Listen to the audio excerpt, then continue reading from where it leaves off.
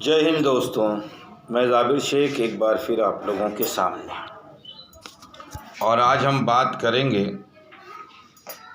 कि जिस तरीके से 2020 के अंदर कोरोना आया और उसके कुछ लक्षण बताए गए, लेकिन उस वक्त हमारे पास कोरोना के इलाज नहीं थे, उसकी मेडिसिन नहीं थी, लेकिन फिर भी कई लाख लोग सही होके घर पे चले गए। 2021 में कोरोना फिर रिटर्न होता है। मेरी बात को गौर से सुनिएगा, मजाक में मत लीजिएगा। कुछ लोगों की फितरत होती है कि मजाक में लेते हैं, तो मैं उनसे ये बता दूं कि कुत्तों के भूखने से हाथी कभी अपना रास्ता तब्दील नहीं करता। मेरी बात गौर से सुनिएगा। 2021 में हमारे पास कोरोना की वैक्सीन भी आ गई, लोगों को लगने भी लगी, लेकिन उसके बाद भी मौतों का सिलसिला बदसूर जारी रहा। और इस वक्त तो ऐसे हालात हो गए हैं कि आदमी का सबसे पहले ऑक्सीजन लेवल 0 हो जाता है।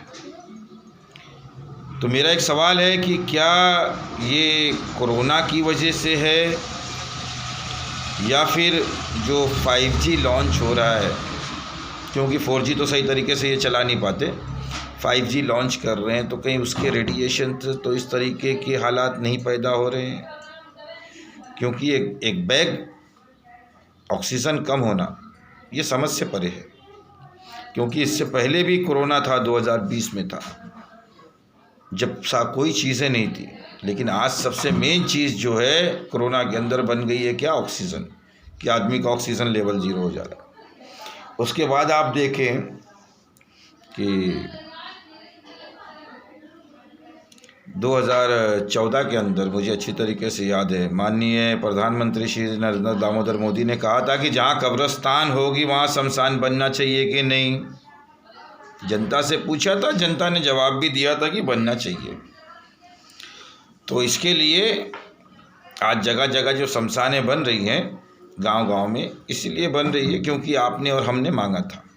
हमने आपने स्कूल नहीं मांगा था, हमने आपने अस्पताल नहीं मांगा था, हमने आपने इंडस्ट्रियल नहीं मांगी थी। हमने आपने क्या मांगा था मालूम? शमशान चाहिए, राम मंदिर चाहिए। अच्छा, राम मंदिर भी चलिए, प्रभु श्री राम का राम भव्य मंदिर अगर बनता है तो बड़ी खुशी की बात है कि हमारे हिंदू भाइयों की आस्था जुड़ी है रामचंद्र जी से और अयोध्या से, और अगर बनता है तो बहुत ही अच्छी बात है। मैं ये नहीं कहता हूँ कि बुरा है, बहुत अच्छी बात है। लेकिन आखिर क्या वजह पड़ गई कि आपको राम मंदिर के नाम पे चंदा मांगना पड़ा? तो राम मंदिर का जो इतना सारा पैसा था वो कहाँ गया? उसके बाद वो एक हरामखोर है नरसिम्हानंद, जो तरह तरह की बयानबाजियाँ कर रहा है, हमारे नबी की शान में गुस्ताखी कर रहा है। ये तो अच्छा है कि मुसलमानों ने सब्र का दामन थाम के रखा है, नहीं तो अल्लाह और उसके रसूल की गुस्ताखी कोई बर्दाश्त नहीं करता। अगर वही पलटा के अगर हम मुसलमान भी जवाब देने लगते तो क्या होता? फसाद होता, फसाद कंपलसरी होता। और उस फसाद में कौन मारा जाता?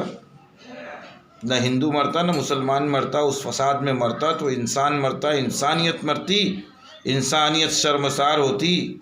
मेरे भारत देश का नुकसान होता, किसी मज़हब का नुकसान नहीं होता, इस देश का नुकसान होता।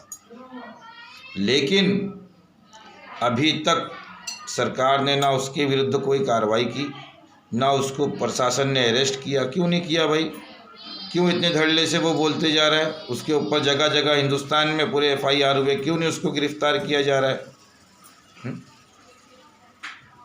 जिन मुल्कों को तुम बुरा भला कहते थे, जिन लोगों को तुम भला बुरा कहते थे, इससे पहले भी कोरोना काल आया तो मुसलमानों ने, तबलीगी जमातियों ने, जिनको तालिबानी जमात कहा जाता था ना, उन्हीं तबलीगी जमातियों ने अपना प्लाज्मा दे के लोगों की जान बचाई। आज वही सऊदी अरबिया, जो आप सल्लल्लाहु अलैहि वसल्लम का वतन है, आज वही सऊदी अरबिया ने 80 मैट्रिक टन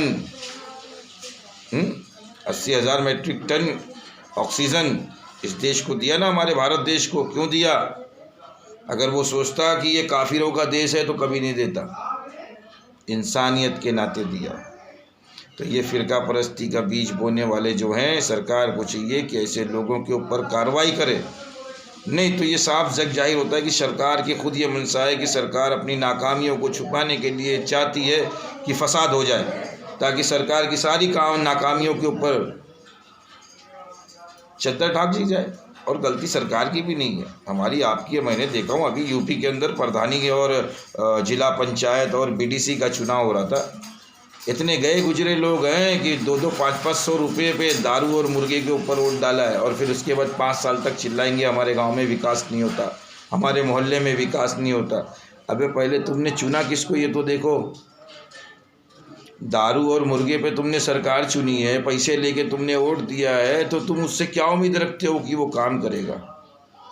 निष्पक्ष तरीके से उसकी जाति धर्म को छोड़कर ये देखते कि कौन बंदा काम करने वाला है, कौन पढ़ा लिखा है, एजुकेटेड है, ऐसे बंदे को अगर आप सत्ता में लाएंगे तो वो काम करेगा। लेकिन आप खुद पैसे पे अपने वोट को बेच दोगे और उससे उम्मीद रखोगे कि वो काम करे। वो तो शुरू में ही आपको पैसा दे के खरीद रहा है, तो वो काम क्या करेगा? तो ऐसे ही हुआ है 2014 से लेके अभी तक। जब भी कहीं कुछ आवाज़ उठती है तो सरकार एक ऐसा इशू ला के छोड़ देती है कि किसी तरीके से लोगों के माइंड डाइवर्ट हो। और आइए हम और आप मिलकर इस रमज़ान के मुबारक महीने में दुआ करें कि अल्लाह इस वबा से सबको निजात दे। और मैं ये फिर कहता हूँ, सरकार के भरोसे पे ना रहें, क्योंकि सरकार ने पहले कह दिया है भैया जहाँ कब्रिस्तान है वहाँ शमशान होना चाहिए। तो हर गांव में कब्रिस्तान तो है, लेकिन हर गांव में शमशान नहीं था। शमशान के लिए हमारे हिंदू भाइयों को दूर जाना पड़ता था। तो सरकार की ये मंशा है कि गांव-गांव में शमशान भी हो जाए। तो इसके लिए खुद जागरूक बने, एहतियात बरतें, मास्क ज़रूर इस्तेमाल करें, बार बार अपने हाथों को धोएं। और अगर कोई ऐसी बीमारी से आपके रिश्तेदार में या आपके गांव में कोई मर जाता है तो उससे दूरी बना के रखें। अपने घर के बच्चों को, औरतों को उससे दूर रखें, वहाँ जाने से रोकें। हो सके तो सैनिटाइज़र का इस्तेमाल करें। और भी बहुत सारी बातें हैं, वीडियो बहुत लंबी हो जाएगी, अगली वीडियो में फिर मिलेंगे। तब तक के लिए जय हिंद, सावधान रहें, सतर्क रहें।